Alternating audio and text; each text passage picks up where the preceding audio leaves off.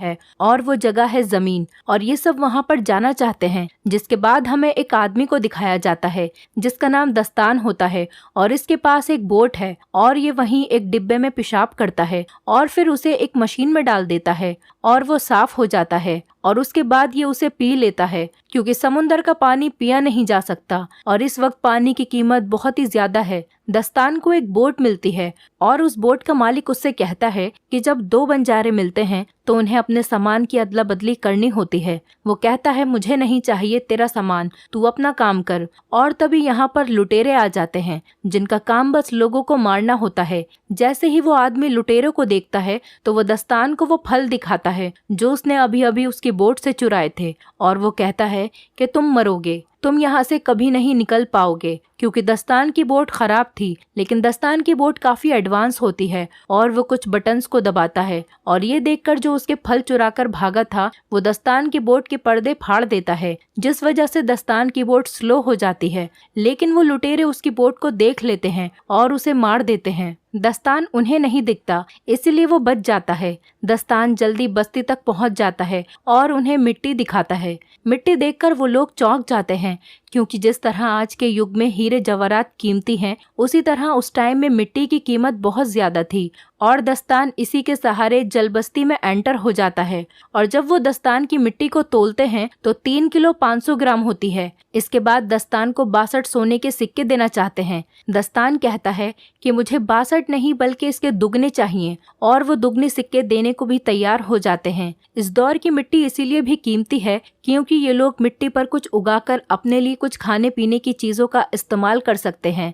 दस्तान सिक्के लेकर एक दुकान पर जाता है और पीने के लिए पानी खरीदता है। वहीं दस्तान देखता है कि एक टमाटर का पौधा है जिसे वो खरीदना चाहता है। दुकान वाली लड़की कहती है अगर ये पौधा तुम्हें चाहिए तो तुम्हें मुझे आधे सिक्के देने होंगे। अब दास्तान को पौधा चाहिए था, इसीलिए वो सिक्के दे देता है और पौधा ले लेता है। इस दुकान वाली लड़की का नाम था देवसेना, और इसके साथ एक और लड़की भी थी जिसका नाम था अवंतिका। देवसेना इसकी गार्जियन थी। दस्तान अपना पौधा खरीदकर वहां से जा रहा था, तभी उस बस्ती के कुछ लोग उसके पास आते हैं और उनके पास एक लड़की होती है, और वो दास्तान से कहते हैं कि तुम इस लड़की के साथ संबंध बनाओ और जब ये गर्भवती हो जाए तो तुम यहाँ से सामान लेकर जा सकते हो। बस्ती वाले दास्तान को ऐसा इसलिए कहते हैं क्योंकि दास्तान इनकी बस्ती का नहीं है, वो बाहर से आया है और इनकी बस्ती वाले की जो प्रजाति है वो कमजोर है। लेकिन दास्तान उन्हें साफ मना कर देता है। वो कहता है कि तुम्हारे पास कुछ भी नहीं है मुझे देने के लिए।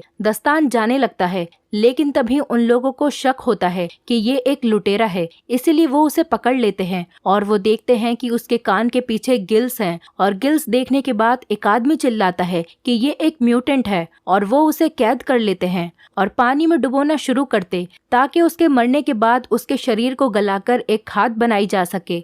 लेकिन उससे पहले कि दास्तान पानी में डूबे, लुटेरे उस बस्ती में हमला कर देते हैं। दास्तान डूबने लगता है, तभी उसकी मदद के लिए वहाँ देवसेना आती है। वो कहती है कि मैं तुम्हें बचा सकती हूँ, लेकिन बदले में तुम्हें हमें अपने साथ ले जाना होगा। दास्तान मान जाता है और ये तीनों यहाँ से फरार हो जाते हैं और लुटेरे बस्ती को तबाह करके उस पर कब्जा कर लेते हैं। लुटेरों का सरदार कहता है कि मुझे टैटू वाली लड़की चाहिए। दरअसल ये अवंतिका के बारे में बात कर रहे होते हैं। अवंतिका के पीठ पर एक टैटू होता है जो कि इनका मानना है कि वो ड्राई लैंड तक पहुंचने का रास्ता है। यहाँ पर 3 तरह के समुदाय रहते हैं। एक लुटेरे जिनका काम बस मरना और मारना है, दूसरे आम इंसान जो बस्ती में रहकर गुजारा करते हैं, और तीसरे म्यूटेंट जिनके कान के पीछे गिल्स होते हैं। वो लोग पानी के अंदर भी सांस ले सकते हैं, और दास्तान भी एक म्यूटेंट है। दास्तान देवसेना से कहता है कि हमें अवंतिका को मारना होगा क्योंकि हमारे पास इतना पानी नहीं है कि हम तीनों जिंदा रह सकें। दरअसल यहाँ पर पानी की कीमत बहुत ज्यादा होती है क्योंकि समुंदर का पानी ये लोग पी नहीं सकते और पानी का कोई और सोर्स भी नहीं होता है। देवसेना ऐसा करने से मना कर देती है। वो कहती है ये सिर्फ